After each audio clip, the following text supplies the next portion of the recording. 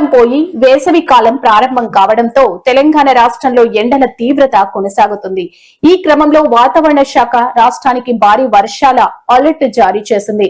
ఈ నెల 18 లేదా 19వ తేదీ తర్వాత మరోసారి రాష్ట్రంలో అన్ సీజన్ లో వర్షాలు కురిసే అవకాశం ఉందని వాతావరణ నిపుణులు అంచనా వేస్తున్నారు.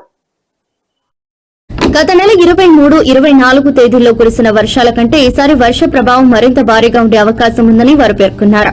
అకాల వర్షాల సూచన ఉన్నప్పటికీ వర్షాలు ప్రారంభమయ్యే వరకు రాష్ట్ర వ్యాప్తంగా ఎండల తీవ్రత అధికంగా ఉంటుందని నిపుణులు స్పష్టం చేశారు.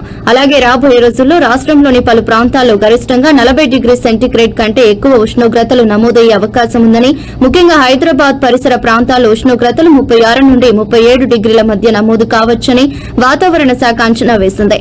ఎండలు ముదురుతున్న తరుణంలో ప్రజలు అప్రమత్తంగా ఉండాలని, అదే సమయంలో రాబోయే భారీ వర్షాలకు అనుగుణంగా రైతులు తగిన జాగ్రత్తలు తీసుకోవాలని అధికారులు సూచిస్తున్నారు.